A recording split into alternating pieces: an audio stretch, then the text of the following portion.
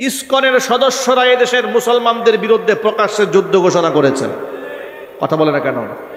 Advocate Saiful Islam নামক এক ব্যক্তিকে প্রকাশ্য দিবালোকে একজন আইনজীবীকে ধরে নিয়ে তারা জবাই করে হত্যা নিশ্চিত করেছে। ইসকনের সদস্যদেরকে বলবো, ভারতের রাম এবং বাম আর নরেন্দ্র মোদী শেখ হাসিনাকে এই দেশে টিকায় রাখতে পারে নাই, তোমাদেরকেও রক্ষা করতে পারবে না।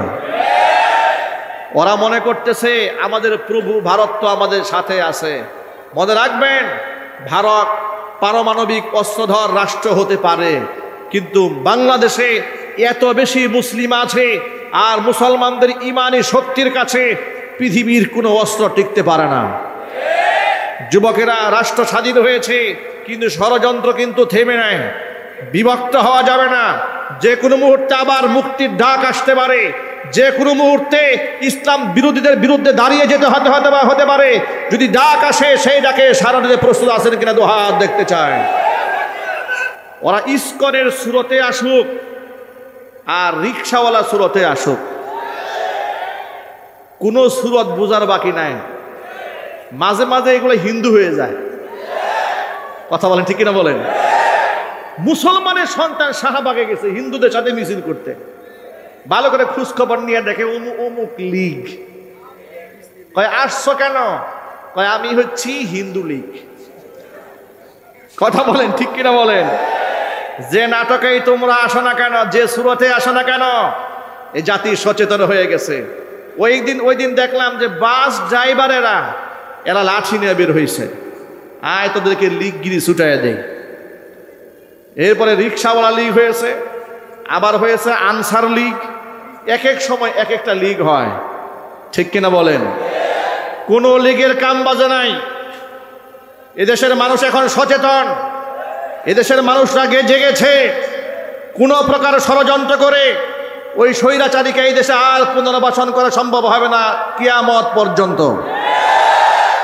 একটা বার তাকে শুধু বাংলার বাড়িতে আমরা আইনের মাধ্যমে আনতে চাই, এটা হৃদয়ের দাবি।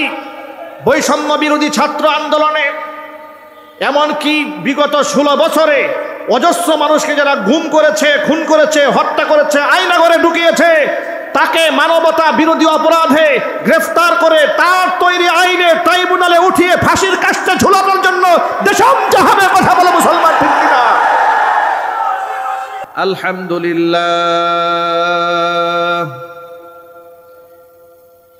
আলহামদুলিল্লাহ নাহমাদুহু ওয়া নাস্তাঈনুহু ওয়া নাস্তাগফিরুহু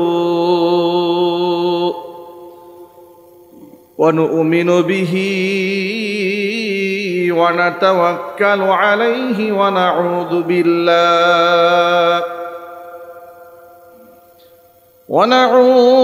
بالله من شرور أنفسنا ومن سيئات أعمالنا من يهده الله فلا مضل له ومن يضلله فلا هادي له ونشهد أن لا إله إلا الله وحده لا شريك له ونشهد أن سيدنا ونبينا وحبيبنا وشفيعنا ومولانا محمدا عبده ورسوله الذي أرسله بالحق بشيرا ونذيرا وداعيا إلى الله بإذنه وسراجا منيرا أما بعد فأعوذ بالله من الشيطان الرجيم بسم الله الرحمن الرحيم إن الله وملائكته يصلون على النبي يا أيها الذين آمنوا صلوا عليه وسلموا تسليما اللهم صل على محمد وعلى آل محمد كما صليت على إبراهيم وعلى آل إبراهيم إنك حميد مجيد اللهم بارك على محمد وعلى آل محمد كما باركت على إبراهيم وعلى آل إبراهيم إنك حميد مجيد محبت কিছুক্ষণ জিকির করুন লা ইলাহা ইল্লাল্লাহ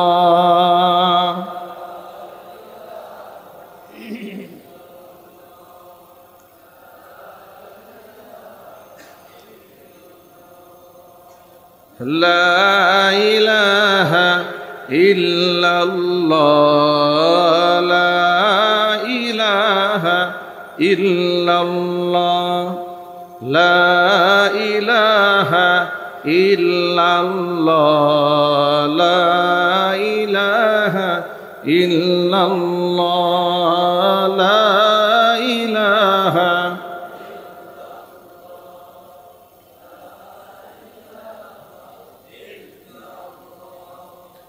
لا إله إلا الله محمد رسول الله صلى الله عليه وسلم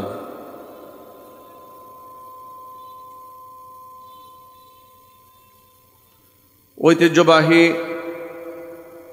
ময়মনসিংহ জেলার অন্তর্গত ভালুকা কাশর রোড আরিফ 3 নং গেট স্কয়ার মাস্টার বাড়ি তালিমুল উম্মাহ মহিলা হিফজ মাদ্রাসা কর্তৃক আয়োজিত বার্ষিক তাফসীরুল কুরআন মাহফিলের শেষ অধিবেশনের সম্মানিত সভাপতি জনাব হাজী মোহাম্মদ আব্দুস সাত্তার মাস্টার সাহেব, বিশিষ্ট সমাজসেবক স্কয়ার মাস্টার বাড়ি, আল্লাহ তাআলা তার নেক হায়াত দারাজ করুন। উপস্থিত আজকের তাফসীরুল কুরআন মাহফিলের সম্মানিত প্রধান অতিথি, বিশেষ অতিথিবৃন্দ, আমন্ত্রিত হাজরাত ওলামায়ে কেরাম, মুরব্বিয়ানে আযম, অত্র এলাকা এবং পার্শ্ববর্তী এলাকার বিভিন্ন প্রান্ত থেকে ছুটে আসা দিনদরদি, ঈমানদার, পরহেজগার, মুত্তাকি মুসলিম ভাইয়েরা, পর্দার অন্তরালে অবস্থানরত আমাদের সকলের শ্রদ্ধাভাজন পর্দানিশীন মা এবং বোনেরা, মহান আল্লাহ রব্বুল আলামিনের দরবারে আলিশানে লাখো কোটি শুকরিয়া আদায় করছি যে মহান আল্লাহ তাআলা আমাদেরকে জগদ্দল পাথরের মতো চেপে বসা জাতির উপরে নব্য ফেরাউন, নব্য কারুন, নব্য আবু জাহালের প্রতিচ্ছবি লেডি ফেরাউনের কবল থেকে, শোষণ থেকে, জুলুম থেকে, নির্যাতন থেকে মুক্ত করে স্বাধীন মন প্রাণ নিয়ে কোরআন সুন্নাহ করার পরিবেশ নিয়ে কোরআন সুন্নাহর বয়ান করার, বয়ান শোনার সুযোগ করে দিয়েছেন। এই জন্য আপনারা খুশি না বেজার? কম না বেশি? উচ্ছ্বসিত কণ্ঠে, খুশি মনে, মন প্রাণ উজাড় করে আল্লাহ পাকের শেখানো ভাষায় শুকরিয়া আদায় করছি। জবান ছেড়ে দিয়ে সকলে একযোগে বলছি আলহামদুলিল্লাহ। রব্বানা লাকাল হামদ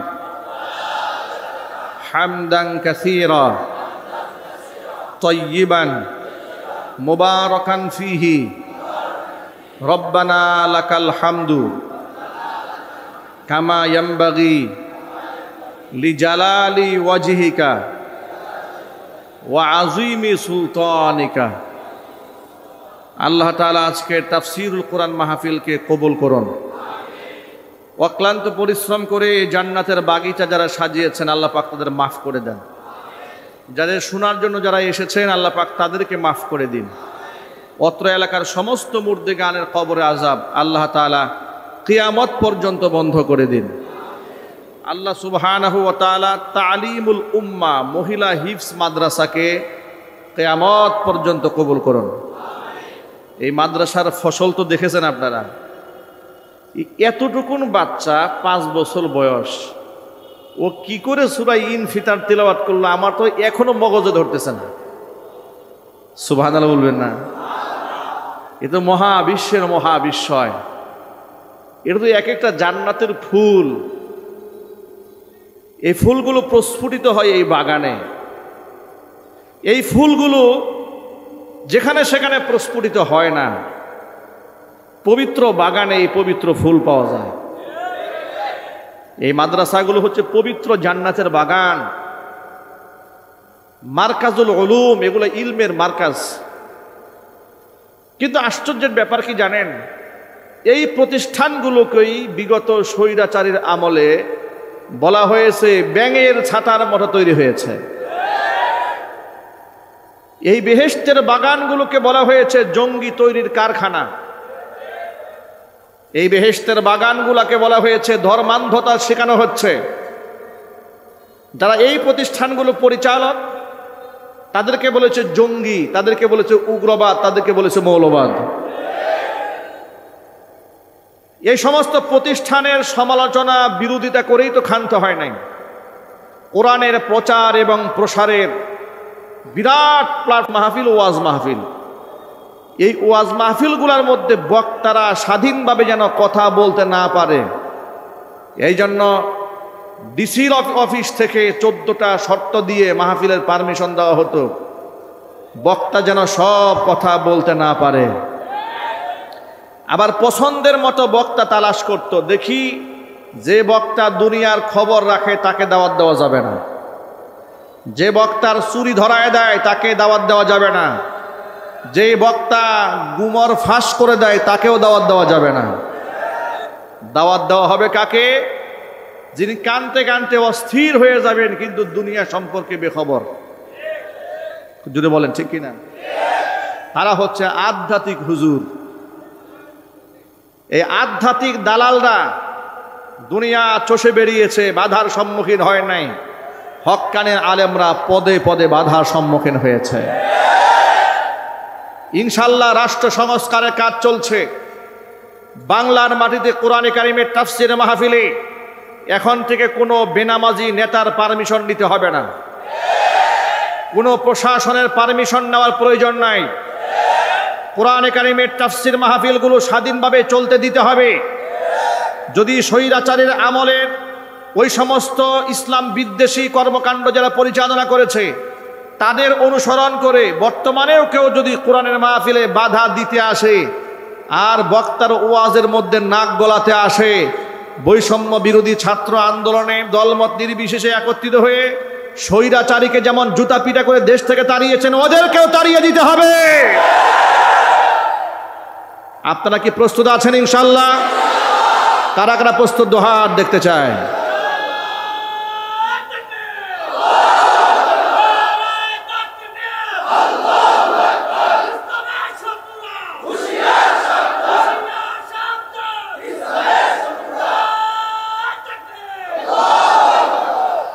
আমি আজকে আপনাদের সামনে কোরআনে কারিম থেকে এমন কিছু বিষয় আজকে বয়ান করব যে সমস্ত বিষয় ওই সময় করা খুব কঠিন ছিল।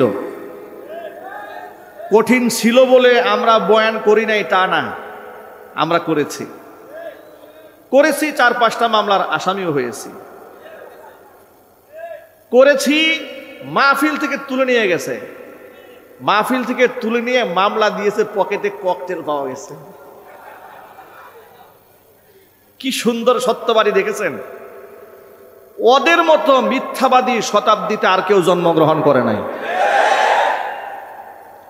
ওরা দোকান থেকে লোক উঠায় নিয়ে গায়েবী মামলা দিয়ে দিত, লোকদেরকে গুম করে ফেলতো, খুন করে ফেলতো। নিজেরা পকেটের মধ্যে মাদক ঢুকিয়ে মাদক ব্যবসায়ী সেবী বানিয়ে নিরাপরাধ মানুষকে আয়না ঘরে ঢুকিয়ে দিত।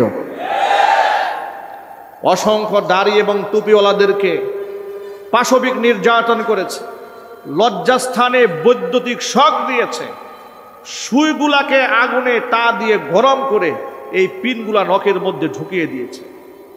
এরা মানুষ না জানোয়ার? চিৎকার দিয়ে বলতে, মানুষ না জানোয়ার? এই জানোয়ারদের বিচার হওয়ার দরকার আছে না?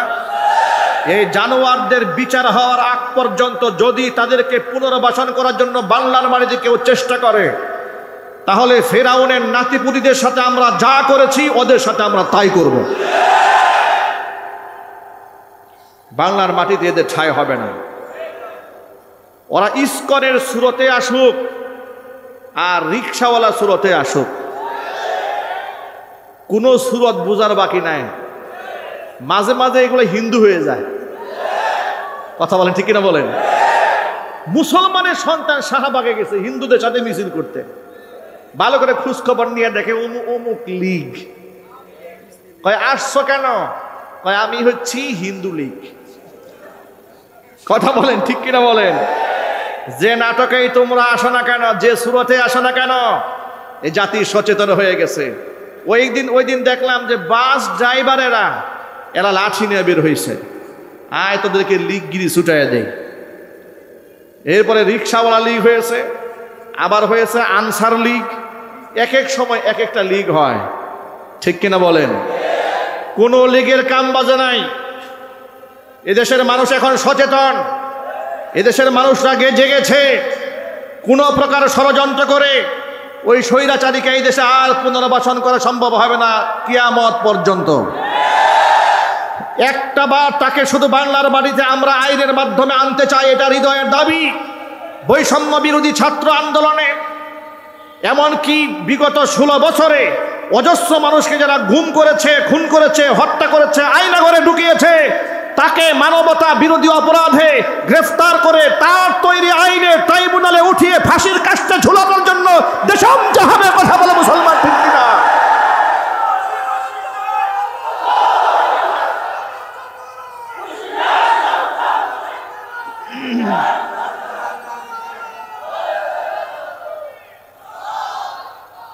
যুবক ভাইরা আমার, আপনাদেরকে আশ্বস্ত করে বলতে চাই, নবী করিম সাল্লাল্লাহু আলাইহি ওয়াসাল্লাম বলেছেন কিয়ামতের দিন 5টা প্রশ্নের সম্মুখীন হয়ে জবাব দেওয়ার আগ পর্যন্ত একজন মানুষও এক কদম হাসরের ময়দান থেকে পা সরাতে পারবে না। আল্লাহর নবীর ভাষায়, লা তাজালু কদমা ইবনি আদম হাত্তা ইউসআল আন 50। 5টা প্রশ্নের সম্মুখীন হওয়ার আগ পর্যন্ত আদম সন্তান এক চুল পরিমাণ কদম সরাতে পারবে না ময়দান থেকে। 1 নাম্বার প্রশ্ন হচ্ছে ওয়ান উমরিহি ফিমা আফনা, জীবনটা কোন কাজে ব্যয় করেছো জবাব দাও। 2 নাম্বার প্রশ্ন হচ্ছে ওয়ান শাবাবিহি ফিমা আবলা, জীবনের সবচাইতে সুন্দরতম গোল্ডেন মোমেন্ট যৌবন কালটা কোন কাজে ব্যয় করেছো জবাব দাও। 3 নাম্বার প্রশ্ন হচ্ছে ওয়ান মালিহি মিম্মা ইকতাসাবা, সম্পদ সম্পর্কে প্রশ্ন করা হবে, কোন উৎস থেকে সম্পদ উপার্জন করেছো। 4 নাম্বার প্রশ্ন হচ্ছে ওয়া ফিমা আনফাকা, উপার্জিত সম্পদ তুমি কোন কাজে ব্যয় করেছো। 5 নাম্বার প্রশ্ন হচ্ছে ওয়া মাযা আমিলা ফিমা আলিমা, ইলম যতটুকু হাসিল করেছিলে তদ অনুযায়ী কতটুকু বান্দা তুমি আমল করেছিলে। 1 নাম্বার প্রশ্ন হচ্ছে জীবন সম্পর্কে, জীবনটা কার দান। 2 নাম্বার যৌবনকাল সম্পর্কে, আজকে আমার সামনে অসংখ্য যুবকেরা বসে আছেন, যুবক ভাইয়েরা মনে রাখবেন, গায়ের এই শক্তি ইসলামের বিরুদ্ধে কাজে লাগানো যাবে না। একটা সময় আসবে ইচ্ছা করেও আমি মসজিদে যেতে পারবো না। এখন আমার জন্য মসজিদের দরজা খোলা, শীতের রাতে তাহাজ্জুদের সময় আমি উঠতে পারি, ওযু করতে পারি, এমনকি জামাতে শামিলও হতে পারি। কিন্তু একটা সময় আসবে মন চাবে জামাতে শামিল হয়ে, কিন্তু শরীরে কোলাবে না। যৌবনকালটা আল্লাহর বন্দিগিতে কাটিয়ে দেন, আল্লাহর পথের পথিক যারা হয় আল্লাহ পাক তাদের সম্মান কমান না, বরং আল্লাহ ইজ্জত বাড়ায় দেন। জোরে কোন সুবহানাল্লাহ। নামাজ এটা মুসলমানদের আইডেন্টিটি। ও যুবকেরা, নামাজ হচ্ছে আমার আপনার পরিচয়। আমি যে মুসলমান এর বড় পরিচয় আমি নামাজ পড়ি। যদি নামাজই আমার মধ্যে না থাকে, মুসলমান দাবি করার কোনো হক আমার মধ্যে নাই। আমার ইন্তেকালের পরে জানাজার নামাজের আনুষ্ঠানিকতা হতে পারে, কিন্তু আল্লাহর দরবারে এই জানাজা কবুল হবে না। যদি আমি বেনামাজি হয়ে যাই, পৃথিবীর কোনো আমল দিয়া কিয়ামতের দিন নাজাতের ফয়সালা হবে না। নবীজির একজন সাহাবী আল্লাহর হাবিব সাল্লাল্লাহু আলাইহি সাল্লামকে ওযুর পানি এগিয়ে দিলেন। নবীজি বড় খুশি হয়ে তারে বললেন, সাহাবী, আজকে তুমি আমার কাছে যা চাবে তোমাকে তাই দেওয়া হবে। সাহাবী বললেন, ইয়া রাসূলুল্লাহ, আপনি যেহেতু বলেছেন, রাসূলের ওয়াদা তো মিথ্যা হওয়ার কোনো সুযোগ নাই। কি বলেন? আল্লাহর নবীর ওয়াদা কি মিথ্যা হতে পারে? নবীজি তাকে বললেন, তোমার খেদমতে আমি বড় খুশি, তুমি আজকে যা চাবে তোমাকে তাই প্রদান করা হবে। সাহাবী বললেন, ইয়া রাসূলুল্লাহ, ইয়া হাবিবাল্লাহ, সুযোগ যেহেতু আপনি আমাকে দিয়েছেন, তেমন কিছু আপনার কাছে চাই না। একটা জিনিস শুধুমাত্র চাই, সেটা হলো নাসআলু মুরাফাকাকা ফিল জান্নাহ, জান্নাতে আমি আপনার সঙ্গী হয়ে থাকতে চাই। দুনিয়াতে কিছুই চাই না আপনার কাছে। নবীজি চাওয়ার যেহেতু সুযোগ দিয়েছেন, জান্নাতে আপনার সাথী হয়ে থাকতে চায়। নবীজি বললেন, ফাআইন্নি আলা যালিকা বিকাসরাতিস সুজুদ, জান্নাতি যদি আমার সঙ্গী হয়ে থাকতে চাও, বেশি বেশি নামাজ পড়ে আমাকে সহযোগিতা করো, কারণ বেনামাজি কোনো ব্যক্তিকে জান্নাতে আমি নিয়ে যেতে পারবো না।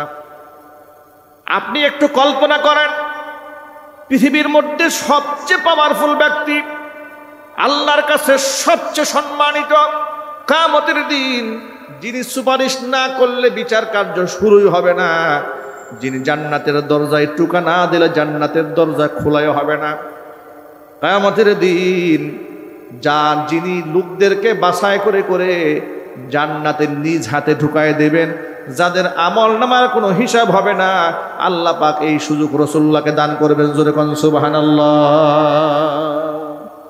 তিনি বলছেন, বেশি বেশি নামাজ পড়ে আমাকে সহযোগিতা করো।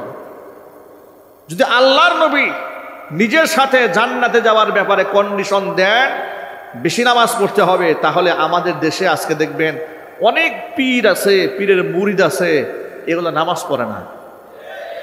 আছে না নাই? নামাজ তো পড়েই না, সেখানে উরস হয়। নারী পুরুষ যে কি পরিমাণ ডান্স করে, জিকিরের নামে লাফালাফি কুদাকুদি, আছে না নাই? আরো জোরে বলেন। ইদানিং আবার দেখতে পাচ্ছি কত জাতের যে জিকির আছে, হিমতে হিমতে জিকির করে। আবার আরেকজন দেখলাম একবার এসকে ঠেলায় এমন কুতানি মারতেছে, একটা অবস্থা খারাপ। এ কোন তরিকার জিকির? এগুলো ইসলামের নামে ভণ্ডামি ছড়াই দিচ্ছে, ঠিক কিনা জোরে বলেন। বেশভূষার মধ্যে ইসলাম নাই, সুন্নাহ নাই, ঘরের মধ্যে পর্দা নাই, মাজার নামে ব্যবসা চালায় দেয়, মাজারে গিয়া কবরের মধ্যে গিয়ে সেজদা দেয়, কবর বলার কাছে গিয়ে সাহায্য চায়, অথচ নিজেদেরকে বলে আমরা হচ্ছি সুন্নি তরিকার লোক, সুন্নিয়তের লোক। কসম আল্লাহর, যেই ব্যক্তির ইমানের মধ্যে ভেজাল থাকে, ওই ব্যক্তি সুন্নি তো দূরের কথা, ওই ব্যক্তি মুসলমান হতে পারে না। আমাদের দেশে ঢোল তবলা বাজায় লোকেরা জান্নাতে যেতে চায়, আছে না নাই? বেনামাজিও জান্নাতে যেতে চায়। আবার তারা প্রকাশ্যে বলে আমরা দেখানো নামাজ পছন্দ করি না। গাজীপুরের এক ভণ্ড পীরের সাথে আমার, পীরের মুরিদের সাথে আমার দেখা। পীরের মুরিদকে জিজ্ঞেস করলাম, আপনার পীর সাহেব নাকি নামাজ পড়ে না? শুনলাম বলে, হুজুর এটা ভুয়া কথা, আমার পীর সাহেব নামাজ পড়ে, কিন্তু তিনি লোক দেখানো নামাজ পড়ে না, আধ্যাত্মিকভাবে নামাজ পড়ে। মসজিদে গেলে তো মানুষ দেখে ফেলে, এই জন্য উনি মসজিদে যায় না। ওই যে লতিফ সিদ্দিকের মতো, লতিফ সিদ্দিকে বলেছে না, আল্লাহর কসম আমার কোনো গুনাহ নাই, পাগলের মাথা নষ্ট হয়ে গেছে দেখছেন, নিষ্পাপ পাওয়া গেছে একটা টাঙ্গাইল জেলাতে। উনি বলে উনার কোনো গুনাহ নাই, অত হজের ব্যাপারে মন্তব্য করে বলেছে হজের ব্যাপারে নাকি মুহাম্মদ সাল্লাল্লাহু আলাইহি ওয়াসাল্লাম এটা আয়োজন করেছেন মক্কায় বাণিজ্য করার জন্য, হজে গিয়ে মানুষ টাকা অপচয় করে, এই ধরনের কথাবার্তা বলেছে। মুখের দাড়ি কামাইয়া 24 ঘন্টা কবিরা গুনাহ করতেছে, নামাজের তো খবর নাই, সেই লোকে হলফ করে বলে আমার কোনো গুনাহ নাই। ওর যদি কোনো গুনাহ না থাকে ইবলিস শয়তানের কোনো দোষ নাই। কথা বলতে হবে ঠিক কিনা জেনে বলেন। প্রিয় যুবক ভাইয়েরা আমার, যেই সমস্ত পীরেরা মুরিদের কাছ থেকে সেজদা গ্রহণ করে বিনা যুক্তিতে, এগুলা ভণ্ড। সবাই বলেন তো এগুলা কি? আরো জোরে বলেন। মাইকের আওয়াজ বাহিরে যাচ্ছে, মা বোনরাও শুনতে পাচ্ছেন, কান খাড়া করে কথাটা শুনেন। আল্লাহর নবী সাল্লাল্লাহু আলাইহি ওয়াসাল্লাম আসমানের নিচে জমিনের উপরে তার চাইতে সম্মানিত মানুষ আর কেউ নাই। যদি তাজিমি সেজদার নামে পৃথিবীতে মানুষ হয়ে মানুষ যদি সেজদা পাওয়ার হক রাখত, তাহলে সবচাইতে বড় হক মুহাম্মদ সাল্লাল্লাহু আলাইহি সাল্লামের ছিল। কারণ রসুলের চেয়ে বেশি সম্মানী আর কেউ আছে নাকি? বিগত জীবনে ছিল, বর্তমানে আছে, ভবিষ্যতে হওয়ার সম্ভাবনা আছে। তাহলে নবীজি কেন সাহাবীদের কাছ থেকে সেজদা গ্রহণ করলেন না? বরং আল্লাহর নবী কি সেজদা করার জন্য সাহাবীরা প্রস্তাবও পেশ করেছিলেন। ইয়া রাসূলুল্লাহ, ইয়ামানের মধ্যে আমরা দেখেছি খ্রিস্টানেরা তাদের ধর্মগুরুর পায়ে সেজদা দেয়, আপনিও তো আমাদের ধর্মগুরু, আপনাকে আমরা সেজদা দিতে চাই। আল্লাহর নবী তখন বললেন, লাউ কুনতু আমিরান আহাদান আইয়াসজুদা লিগাইরিল্লাহ লা আমারতুল মারআতা আন তাসজুদা লিজাওজিহা। এই পৃথিবীতে আল্লাহর পরে মানুষ হয়ে যদি মানুষের পায়ে কাউকে সেজদা করার নির্দেশ দিতাম, নিশ্চয় আমি নারীদেরকে বলতাম তারা যেন স্বামীর পায়ে সেজদায় লুটিয়ে পড়ে। এরপর আল্লাহর নবী কসম করে বলেন, ওয়াল্লাহি, আল্লাহর কসম, লা তুআদ্দিল মারআতু হাক্কা রাব্বিহা হাত্তা তুআদ্দিয়া হাক্কা যাওজিহা। একজন নারী ততক্ষণ পর্যন্ত তার রবের হুকুম আদায় করতে পারে না, রবের হক আদায় করতে পারবে না, যতক্ষণ পর্যন্ত সে নিজে স্বামীর হক আদায় না করবে। এই হাদিস দ্বারা কি প্রমাণ হয়? মানুষের সামনে সেজদা করা হালাল না হারাম? সবাই একটু জুড়ে বলেন। মানুষের পায়ে সেজদা দেওয়া হালাল না হারাম? আল্লাহর নবী যেখানে সাহাবীদের কাছ থেকে সেজদা গ্রহণ করেন নাই, অথচ আল্লাহর নবী ছিলেন সবচাইতে বড় সম্মানী। তাহলে তোমার কোন জায়গার ল্যাংটা বাবা, কোথায় তোমার দয়াল বাবা, কোথায় তোমার ভণ্ড বাবা, যার পায়ে তুমি সেজদা গ্রহণ করো? আল্লাহর কসম, পীর জাহান্নামী, মুরিদ জাহান্নামী। জোরে বলুন ঠিক কিনা? সন্তান যদি না হয়, সন্তান দেওয়ার মালিককে? ছেলে না হলে ছেলে দেওয়ার মালিককে? মেয়ে দেওয়ার মালিককে? উঠায় নেওয়ার মালিককে? আমার এক ভক্ত, বাড়ি চট্টগ্রামে, নাম গিয়াসউদ্দিন, 20 বছর হয়েছে, সন্তান হয় না। মক্কা থেকে উমরা করতে গিয়ে আমাকে ফোন দিয়েছে, মেসেঞ্জারে কল দিয়েছে, বললেন হুজুর একটা বিষয় জানাবার জন্য ফোন দিয়েছে। বিষয়টা কি? বিষয়টা হলো, ও যে কাফেলার সাথে উমরা করতে গিয়েছে, কাফেলা সদস্যদেরকে বলেছে, ভাই আমি অনেক দিন হয়েছে বিবাহ করেছি, বাচ্চা কাচ্চা হয় না, যেহেতু আল্লাহর ঘরে তোমরা এসছো বাইতুল্লাহ, তোমরা সবাই একটু আল্লাহর কাছে দোয়া করো যাতে করে আল্লাহ তাআলা আমাকে সন্তান দান করে, নেককার সন্তান দান করে। ওই কাফেলার একজন সদস্য চট্টগ্রামের একজন বলে ফেললো, আরে মিয়া, আপনার যে সন্তান লাগবে এটা আপনি মক্কা এসে বললেন কেন? এটা চট্টগ্রাম থাকলেই তো ফয়সালা ডিসমিস হয়ে যাইত। নাউজুবিল্লাহ বলেন। ইমানের অবস্থা দেখছেন? মনের মধ্যে আকীদা রেখেছে পীর সাহেব সন্তান দেয়, ওই গেছে উমরা করতে। ওর উমরায় কোনো লাভ আছে? যদি বলেন আছে, কোনো লাভ নাই। আমি তাকে বললাম, তো আপনি কি বললেন? হুজুর আমি তো বলে দিয়েছি, তোর মতো লোকের দুয়ার আমার কোনো দরকার নাই। আমি বললাম, খুব সুন্দর কথা বলেছেন, মনে রাখবেন সম্মান দেওয়ার মালিককে, সন্তান দেওয়ার মালিককে, ব্যবসায় বরকত দেওয়ার মালিককে, ভালো স্ত্রী দেওয়ার মালিককে, আমার সামনে অসংখ্য যুবকেরা আছেন, কথাগুলো খুব মনোযোগ সহকারে শোনেন। যুবক ভাইয়েরা, প্রত্যেকটা যুবকের মনের মধ্যে আসা একজন নেককার স্ত্রী পাওয়া। খালি মনে হয় এই ময়মনসিংহের ছেলে মেয়েদের নাই নাকি? আমার সামনে যারা আছে ভালো বউ পাওয়ার আগ্রহ আছে কার কার? হাত দেখি তো। আজকে একটা দোয়া হয়ে যাবে, স্পেশাল দোয়া। একটু জোরে করে দুই হাত তোলেন, দুই হাত তোলেন।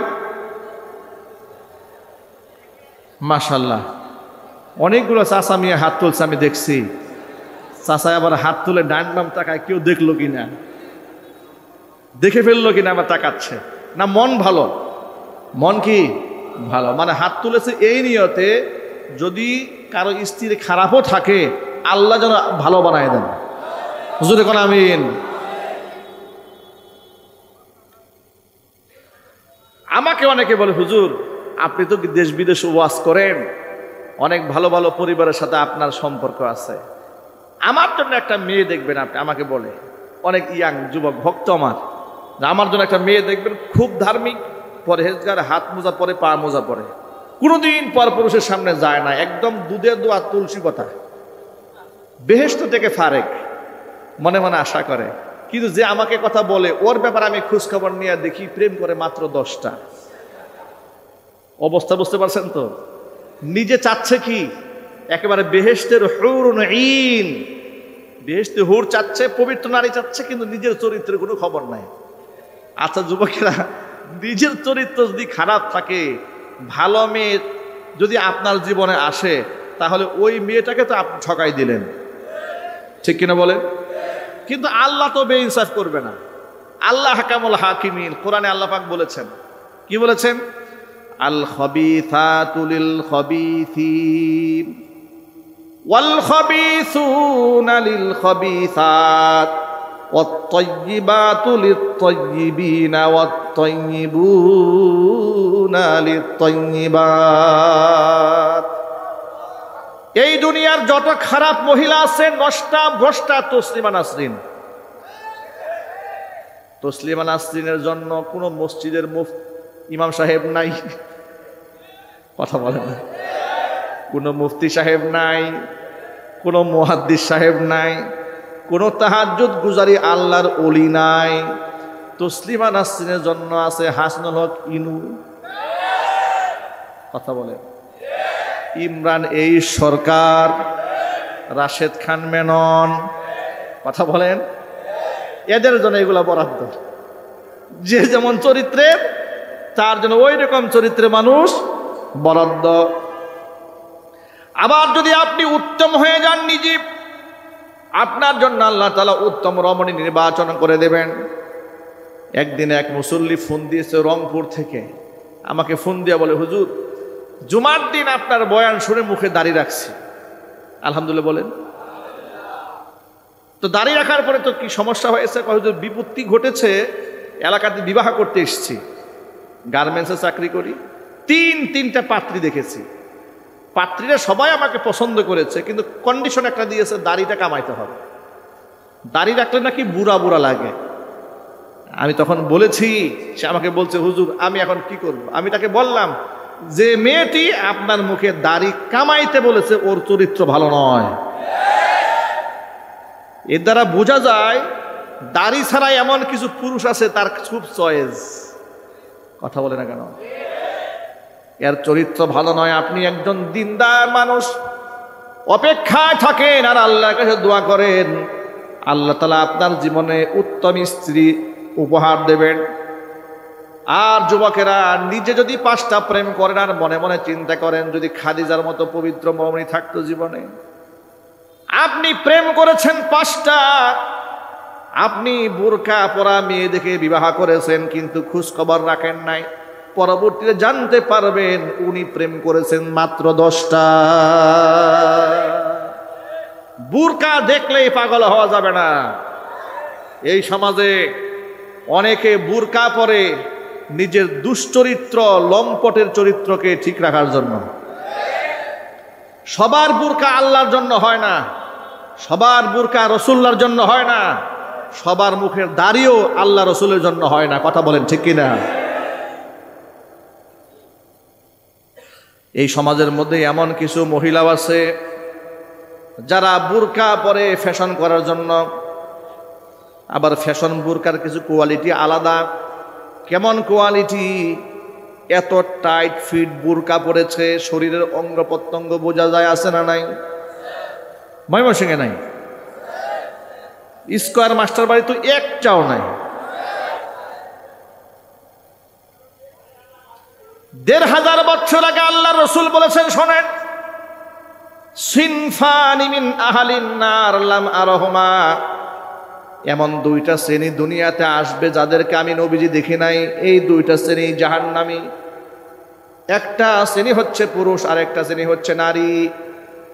যে শ্রেণীটা পুরুষ তার আলামত হচ্ছে রিজালুম বিআইদিহিম সিয়াতুন কাআদনা বিল বাকরি ইয়াদরিবুনা বিহান নাস।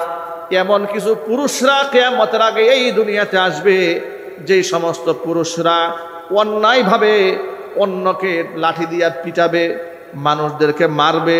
এর মানে রাজনীতির স্বার্থে হোক আর দলীয় স্বার্থে হোক, লাঠিয়াল বাহিনী, গুন্ডা বাহিনী হইয়া দুনিয়ার মধ্যে কাজ করবে। এমন যুবকদের ব্যাপারে ১৫০০ বছর আগে আল্লাহর নবী ভবিষ্যৎবাণী করেছে। ওই গুন্ডাগুলা বর্তমানে দেশে আছে না নাই? যুবক ভাইয়েরা, আমরা কারো লাঠিয়াল বাহিনী হব না, কারো ক্যাডার বাহিনী হব না, কারো গুন্ডা বাহিনী হব না। আমরা দিনের ধারক হব পতাকা আমরা উড্ডীন করব, ইসলামের কালিমার পতাকা। বলে না ইনশাআল্লাহ? আল্লাহ যেন কবুল করেন। যে সমস্ত যুবকরা অন্যের লাঠিয়াল বাহিনী হয়, এগুলা জাহান্নামী। ২ নম্বর, আল্লাহ নবী বলেন, নিসাউন কাসিয়াতুন আরিয়াতুন মুমিলাতুন মাইলাতুন, এমন কিছু মহিলাদের আবির্ভাব ঘটবে দুনিয়াতে, যেই সমস্ত মহিলারা পোশাক পরেও উলঙ্গই থেকে যাবে। মুহাদ্দিসিনে কেরামরা ব্যাখ্যা করেছেন পোশাক পরে উলঙ্গ থাকার 2টা ব্যাখ্যা। এর মধ্যে 1 নম্বর ব্যাখ্যা হলো, মহিলা এমন পাতলা ফিলফিলে পোশাক পরবে, বাহির থেকে ভিতরে অঙ্গ প্রত্যঙ্গ বোঝা যাবে।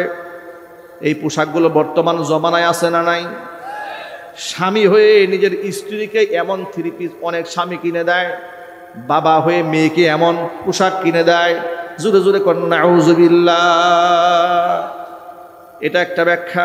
আরেকটা ব্যাখ্যা হলো, পাতলা পোশাক পরেনি কিন্তু ভারী পোশাক পরেছে, গায়ের মধ্যে এত টাইট ফিট হয়ে লেগেছে, শরীরের অঙ্গ প্রত্যঙ্গের ভাঁজ বাহির থেকে বোঝা যায়। কসম আল্লাহ, ওই পোশাক যদি আপনি পরেন, নিঃসন্দেহে জাহান্নামে কোনো সন্দেহ নাই। হারাম, এমন পোশাক পরা কি হারাম। আল্লাহ নবী এর পরে বলেন, এদের 2য় নাম্বার আলামত হলো মুমিলাতুন মাইলাতুন, পরপুরুষকে তারা নিজের প্রতি আকৃষ্ট করবে, আবার নিজেরাও পরপুরুষের দিকে ঝুঁকে যাবে। এটা তো বোঝা একদম যুবকদের জন্য সহজ। টিকটক আইডি এদেশে আছে না নাই? ফেসবুক আছে না নাই? লাইকি অ্যাকাউন্ট আছে না নাই?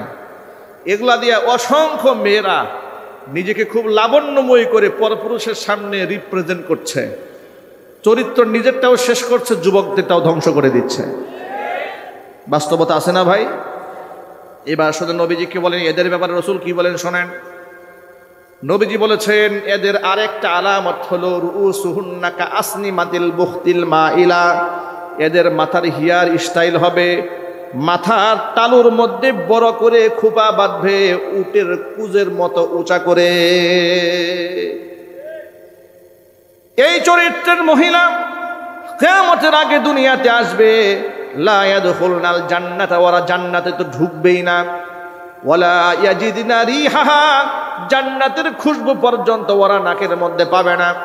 ওয়া ইন্না রিহাহা লাতুজাদু মিন মাসিরাতি কাযা ওয়া কাযা, নবীজি বলেছেন জান্নাতের খুশবু এত এত মাইল দূর থেকে পাওয়া যাবে। অন্য হাদিসের বর্ণনায় স্পষ্ট বলা হয়েছে, জান্নাতের খুশবু 1 মাইল আর 2 মাইল দূর থেকে নয়, কমপক্ষে 40 বছরের দূরত্বের পর থেকে জান্নাতবাসী জান্নাতের খুশবু নাকে পাবে। এটা শুধু আমার মা বোনদেরকে দোষ দিলে হবে না।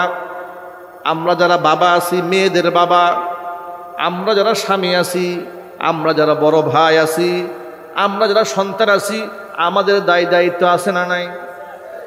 আল্লাহর নবী রাহমাতুল লিল আলামিন বলেছেন, আলা কুল্লুকুম রাইন ওয়া কুল্লুকুম মাসউলুন আন রাইয়াতিহি, জেনে রেখো তোমরা প্রত্যেকেই দায়িত্বশীল, প্রত্যেকের দায়িত্বের ব্যাপারে আল্লাহর আদালতে জবাব দিতে হবে।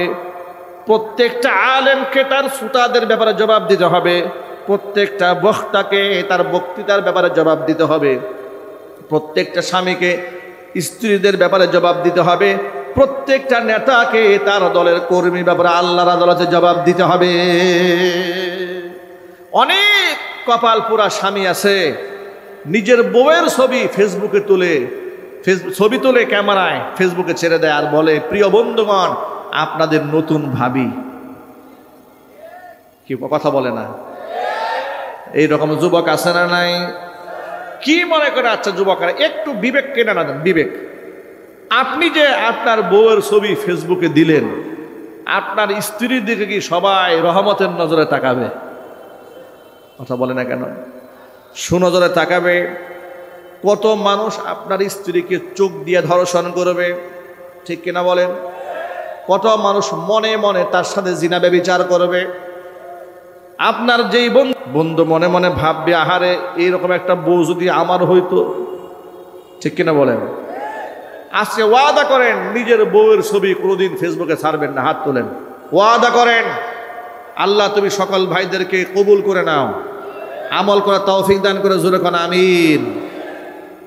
দায়িত্বশীল হয়ে যান, দায়িত্বশীল হয়ে যান। জীবনে এমন একটা কাজ করে যান আল্লাহর জন্য, যে কাজটা একমাত্র আল্লাহর খুশির জন্য করেছেন। এমন কাজ যদি অল্প হয়, দুনিয়ায় এবং আখিরাতে আল্লাহ বিপদ থেকে বাঁচাই দেবে। জোরে কোন সুবহানাল্লাহ।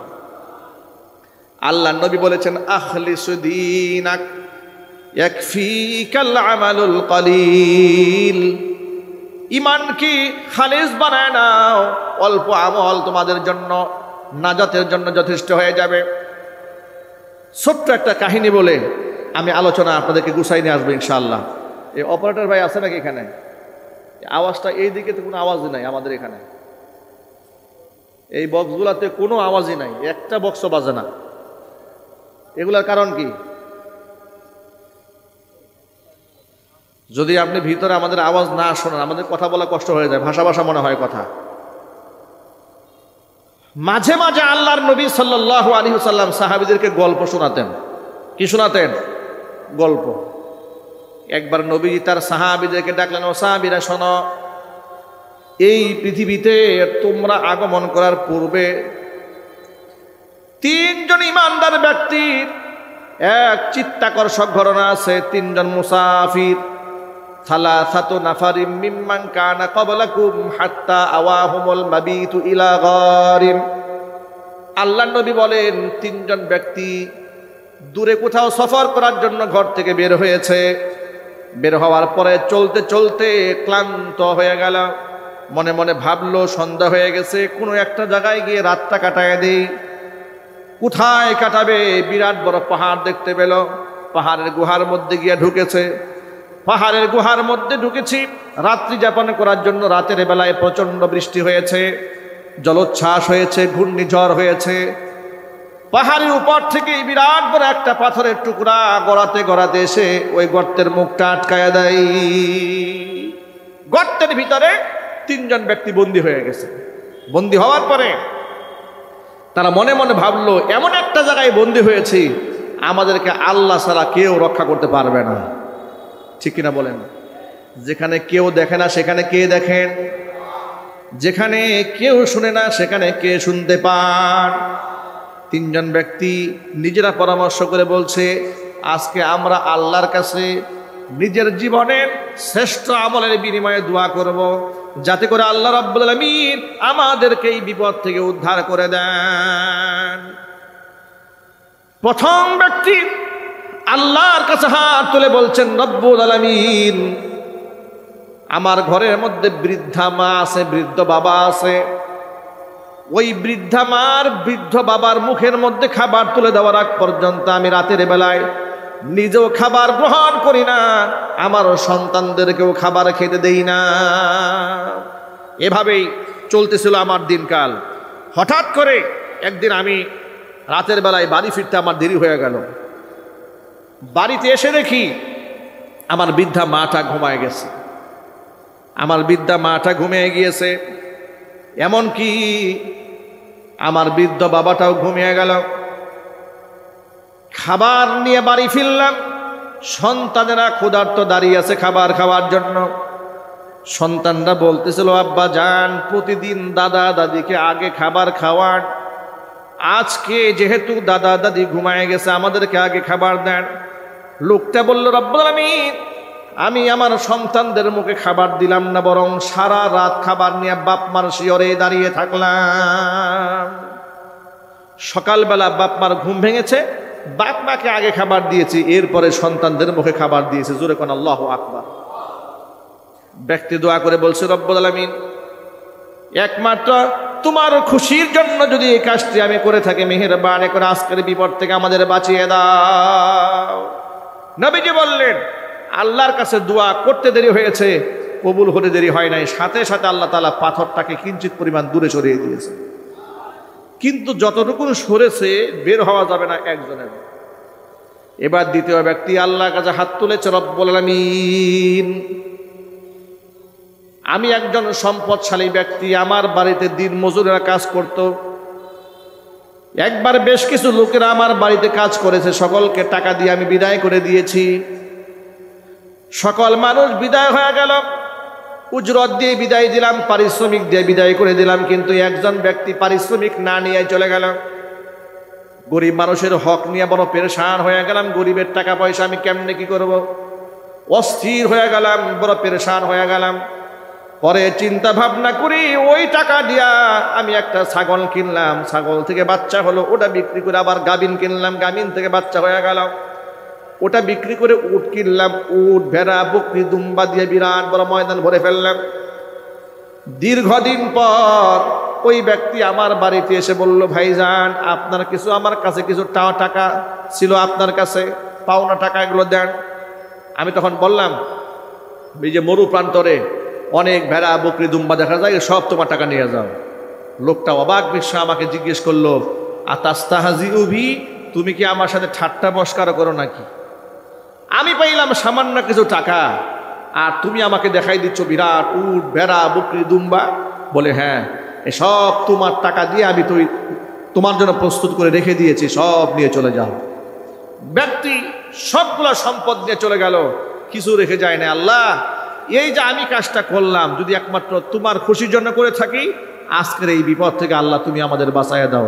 জোরে কোন সুবহানাল্লাহ। আমার যুবক ভাইয়েরা, এবার সর্বশেষ তৃতীয় নাম্বার ব্যক্তি আল্লাহর কাছে হাত তুলে বলুন, আল্লাহ, আমার একজন সুন্দরী চাচাতো বোন ছিল, আমি যার প্রেমাসক্ত ছিলাম, যার প্রেমে আমি আসক্ত ছিলাম, বহুবার তাকে কুপ্রস্তাব দিয়েছি, সে রাজি হয় নাই। সর্বশেষ এলাকার মধ্যে দুর্ভিক্ষ দেখা দিল, এলাকার মানুষের পেটে খাবার নাই, পকেটে টাকা নাই, ক্ষেত খামারে ফসল নাই। কিন্তু তখনও যেহেতু আমি সম্পদশালী মানুষ, আমার বাড়িতে টাকা ছিল, আমার ঘরে টাকা ছিল, আমার সেই বোনটা আমার কাছে সাহায্যের জন্য হাত বাড়িয়ে বলছে, ভাইজান, ফ্যামিলির লোকজন না খেয়ে আছে, কিছু সাহায্য করেন। আমি এই সুযোগটা কাজে লাগাইলাম। আমি আমার সেই সুন্দরী বোনটাকে, চাচাতো বোনটাকে বললাম, টাকা তোমাকে দেব, সহযোগিতা অবশ্যই তোমাকে করব, কিন্তু যে প্রস্তাব দিয়েছিলাম ওই প্রস্তাবে তোমাকে রাজি হয়ে যেতে হবে। বোনটি নিরুপায় হয়ে প্রস্তাবে রাজি হয়েছে। আমি তাকে 100 দিনার বা দিরহাম দিয়ে দিলাম। দেওয়ার পরে নির্ধারিত সময় আমি আমার সেই চাচাতো বোনের সান্নিধ্যে গিয়েছি। যাওয়ার পরে কোনো বর্ণনার মধ্যে এসছে, ফা জালাস্তু, আমি যখন বসলাম, বাইনা রিজলাই, হাত তার দুই উরুর মাঝখানে বসেছি। আমি যখন আমার হীন স্বার্থকে চরিতার্থ করার জন্য তাকে স্পর্শ করেছি, আমার বোন আমাকে বলছে, ইত্তাকিল্লাহ, আল্লাহকে ভয় করো। সুবহানাল্লাহ বলেন। আপনি চিন্তা করতে পারেন, একটা নারী কত দিনদার হলে, কত ইমানদার হলে, কত পরহেজগার হলে, তার এমন কুকর্মের সময় সে সতর্ক করে বলছে, তুমি আল্লাহকে ভয় করো। আল্লাহ জিনা ব্যভিচারকে হারাম করেছেন। অবৈধ যৌন মিলনকে আল্লাহ তাআলা হারাম করেছেন, তুমি আল্লাহকে ভয় করো। এ কথা শোনা মাত্র লোকটি বলছে, আমি আমার বোনের কাছ থেকে উঠে আসলাম, তাকে যে 100 দিনার দিয়েছিলাম সেটা আমি ফেরত নেই নাই। পৃথিবীর এই ঘটনা কেউ জানে না, আল্লাহ এই ঘটনা তোমাকে একমাত্র আমি জানালাম, তুমিই জানো, তুমি এর সাক্ষী। আমি এটা যদি একমাত্র তোমার খুশির জন্য করে থাকি, আজকের বিপদ থেকে আল্লাহ তুমি আমাকে উদ্ধার করো। আল্লাহর হাবিব সাল্লাল্লাহু আলাইহি ওয়াসাল্লাম বলেন, ব্যক্তি দোয়া করতে দেরি হয়েছে, আল্লাহর কাছে দোয়া কবুল হতে দেরি হয় নাই। সাথে সাথে আল্লাহ পাক ব্যক্তির দোয়াকে মঞ্জুর করে পাথরটাকে পরিপূর্ণ সরায় দিয়া 3 জন ব্যক্তির জন্য রাস্তা আল্লাহ উন্মুক্ত করে দিলেন। জোরে কোন সুবহানাল্লাহ। আমার ভাইয়েরা, আপনাদের কাছে আমি এই ঘটনার মাধ্যমে বোঝাতে চাইলাম, যদি আল্লাহর খুশির জন্য বান্দা কোনো কাজ করে, বিনিময় শুধু পরকালে পাবে তা নয়, দুনিয়াতে বিপদে পড়লেও আল্লাহ তাআলা বিপদ থেকে বাঁচাইয়া দিবেন। এই জন্য যা করব কার খুশির জন্য করব? সবাই বলে না, কার জন্য করব? সব আল্লাহর জন্য করব। আর ঈমান এবং দৃঢ়তার সাথে আল্লাহকে বিশ্বাস করব এমন ভাবে, আমার হেফাজতের মালিককে, ব্যবসায় বরকত দেওয়ার মালিককে, আমার হায়াতের মালিককে, আমার মৌতের মালিককে। এ কথাটা শুধু মুখে বললে হবে না, এটা অন্তরে এমনভাবে গেঁথে ফেলতে হবে, যদি আমাকে জবাইও করে আমি জবাই হতে রাজি আছি, কিন্তু ঈমান বিক্রি করতে রাজি নাই। আজকে এই সিচুয়েশনে বাংলাদেশে ঈমান রক্ষা করা বড় কঠিন হয়ে দাঁড়িয়েছে, কথা বলতে হবে, ঠিক কিনা বলেন? গোটা বাংলাদেশে ইসলাম বিরোধী চক্রান্ত চলছে। ইসকনের সদস্যরা এদেশের মুসলমানদের বিরুদ্ধে প্রকাশ্যে যুদ্ধ ঘোষণা করেছেন, কথা বলে না কেন? অ্যাডভোকেট সাইফুল ইসলাম নামক এক ব্যক্তিকে প্রকাশ্য দিবালোকে একজন আইনজীবীকে ধরে নিয়ে তারা জবাই করে হত্যা নিশ্চিত করেছে। ইসকনের সদস্যদেরকে বলবো, ভারতের রাম এবং বাম আর নরেন্দ্র মোদী শেখ হাসিনাকে এই দেশে টিকায় রাখতে পারে নাই, তোমাদেরকেও রক্ষা করতে পারবে না। ওরা মনে করতেছে আমাদের প্রভু ভারত তো আমাদের সাথে আছে। মনে রাখবেন, ভারত পারমাণবিক অস্ত্রধর রাষ্ট্র হতে পারে, কিন্তু বাংলাদেশে এত বেশি মুসলিম আছে, আর মুসলমানদের ইমানি শক্তির কাছে পৃথিবীর কোনো অস্ত্র টিকতে পারে না। যুবকেরা, রাষ্ট্র স্বাধীন হয়েছে, কিন্তু ষড়যন্ত্র কিন্তু থেমে নেয়। বিভক্ত হওয়া যাবে না, যে কোনো মুহূর্তে আবার মুক্তির ডাক আসতে পারে, যে কোনো মুহূর্তে ইসলাম বিরোধীদের বিরুদ্ধে দাঁড়িয়ে যেতে হতে পারে। যদি ডাক আসে, সেই ডাকে সাড়া দিতে প্রস্তুত আছেন কিনা দু হাত দেখতে চায়।